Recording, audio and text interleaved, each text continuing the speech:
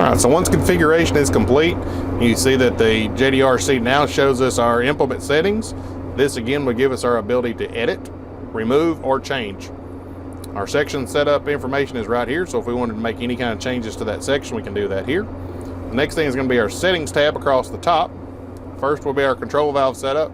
So if we have to change that control valve or make any changes to it, we can make those changes here or in a PWM setup screen, just like we could during our configuration section. Next is our flow and rate sensor.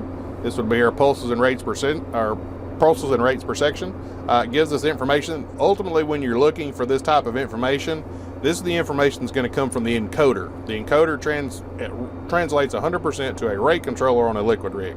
But like I said, this information is going to come from our encoder, from the actual product, and our spreader constant.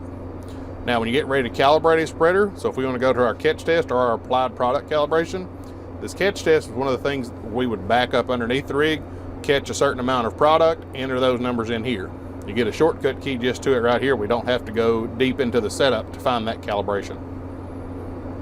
Our tank and bin setup, if we look at our capacities, our current levels, and our low level alarm. For our display settings, one thing we'll see is the information that's loaded on the display constantly in the rate controller section. We always want to make sure that when we're looking at those things that we can change any of them. So let's say we don't want to see tractor speed, but we want to substitute it for, let's say, target rate.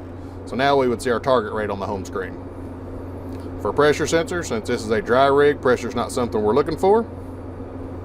In our auxiliary features, if we want to change the way that RPM sensor reads, we make those changes here.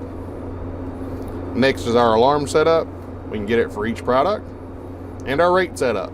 So if you have multiple products going out and you want to change the rates for the predefined rates, we have to put them in here in our rate bump.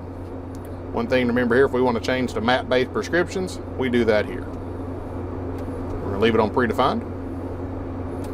Rate smoothing, like I said, I like to start at 5%, and our product type, we can leave it at granular fertilizer. So one of the things that